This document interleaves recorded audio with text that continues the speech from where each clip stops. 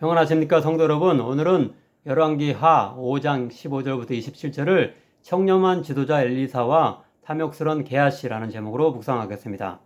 5장 전반부에서 아람의 군대 장관 나아만이 모든 체면과 거만함을 버리고 엘리사를 통한 하나님의 말씀에 전적으로 순종하여 나병에서 고침받는 축복을 맛보았는데요. 오늘 본문인 5장 후반부의 앞부분에서는 나아만이 너무나 감사한 마음에서 선지자 엘리사에게 나와 거액의 예물을 바치려고 하는데요. 엘리사는 아마도 나아만으로 하여금 인간인 자신이 아니라 참된 신이신 하나님께만 영광을 돌리는 모범을 보이려고 했는지 아무런 예물도 받지 않습니다. 반면 본문 뒷부분에서는 엘리사의 사환 게하시가 엘리사의 명령으로 왔다라고 아람으로 되돌아가는 나아만에게 몰래 가서 예물을 달라고 하여 착복하는 이야기가 나옵니다. 이제 본문을 차례로 따라가며 재물의 초연한 진실한 영적 지도자 엘리사와 정반대로 엘리사의 영적 능력을 이용하여 자신의 이익만 탐하는 못된 사역자 게하시를 대조해 보도록 하겠습니다. 첫째로 15절부터 19절입니다. 5절을 보면 나아만은 아람 왕에게서 받은 엄청난 선물을 지참하고 이스라엘에 왔는데요. 즉 은 10달란트와 금 6,000개와 의복 10벌입니다. 달란트는 오늘날로 약 27kg이라고 하기 때문에 10달란트면 어마어마한 양입니다. 그러나 이스라엘 왕이 그 선물을 받기를 거절했기 때문에 이제 나아만은 자신의 병을 고쳐준 당사자인 엘리사에게 주려고 했을 것입니다. 하지만 엘리사 역시 나아만의 병을 고쳐준 분은 여호와 하나님이지 자신이 아니라고 말하며 한사코 그 예물을 받기를 거절합니다. 16절입니다. 이르되 내가 섬기는 여호와께서 살아계심을 두고 맹세하노니 내가 그 앞에서 받지 아니하리라 하였더라. 나아만이 받으라고 강권하되 그가 거절하니라. 엘리사의 이런 청렴하고 진실된 신앙에 탄복하여 나아만은 앞서 이미 이스라엘의 하나님 여호와 외에는 신이 없다라는 고백을 했지만 한 발 더 나아가 그 고백대로 자신이 아람으로 돌아가서도 하나님만을 경배하는 삶을 살겠다고 약속합니다. 즉 그는 노새 2마리의 실을 흙을 줄 것을 엘리사에게 요청하는데요. 이것은 그 흙으로 아람의 자신의 집에 제단을 만들어서 여호와께만 예배하겠다는 뜻입니다. 17절 하반절입니다. 이제부터는 종이 번제물과 다른 희생제사를 여호와 외에 다른 신에게는 드리지 아니하고 다만 여호와께 드리겠나이다.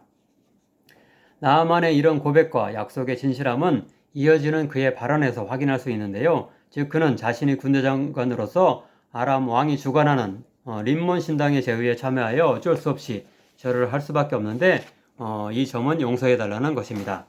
자신이 처한 한계 속에서 최선을 다하는 신앙인의 모습이라고 할 수 있습니다. 이렇게 청렴하기 짝이 없는 엘리사의 모범을 통해 나아만은 비록 이방 아람 사람이었지만 신실한 신앙인으로 성장할 수 있게 된 것입니다. 아무쪼록 우리도 재물에 초열하며 하나님께 모든 영광을 돌리는 충성된 그리스도인이 되어서 다른 이들을 하나님께 바르게 인도할 수 있는 자들 되길 간절히 바랍니다. 두 번째로 20절부터 24절을 살펴보겠습니다. 여기서 엘리사와 대조되게 그의 사환 곧 아마도 신복이자 비서 역할을 한 제자였던 게이사는 엘리사의 행동을 납득할 수 없었는지 어떻게 해서든 예물의 일부라도 받아내겠다고 결심하며 감히 하나님께 맹세합니다. 20절 하반절입니다. 여호와께서 살아 계심을 두고 맹세하노니 내가 그를 쫓아가서 무엇이든지 그에게서 받으리라 하고 이렇게 하나님을 신성모독하는 발언을 한 뒤 게하시는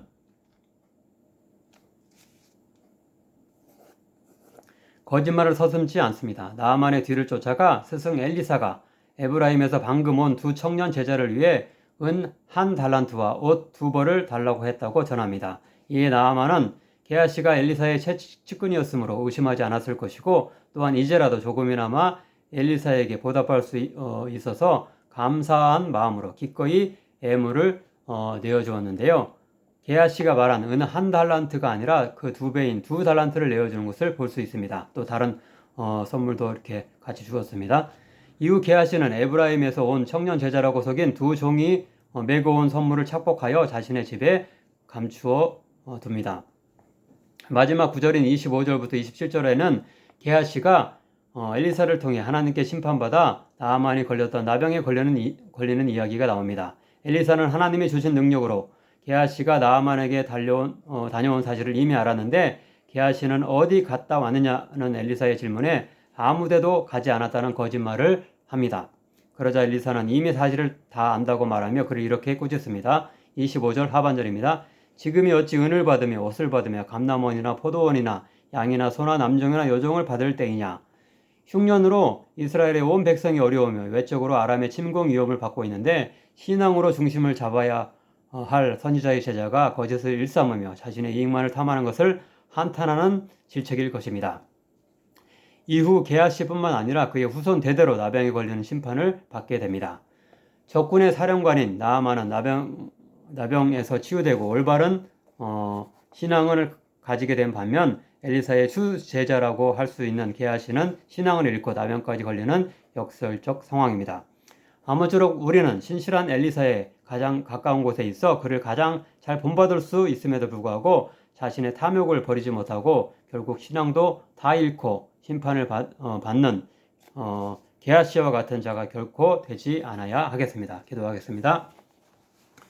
사랑의 하나님, 세상적으로 보면 바보라고 할 수 있을 정도로 청렴하며 하나님께만 영광을 돌리는 엘리사와 정반대로 탐욕의 눈멀어 거짓을 일삼는 그의 수제자 게하시 이야기를 알게 하시니 감사드립니다. 재물이 하나님이 된 이 시대에 타협하지 않고 하나님께만 충성하는 일이 참으로 어려움을 고백합니다. 엘리사 선지자와 같이 환히 빛나는 그리스도인이 되어 이 세상의 어두움을 물리치며 세상을 변화시키는 자로 살 수 있도록 성령의 능력을 부어주소서. 예수님의 이름으로 기도하옵나이다. 아멘.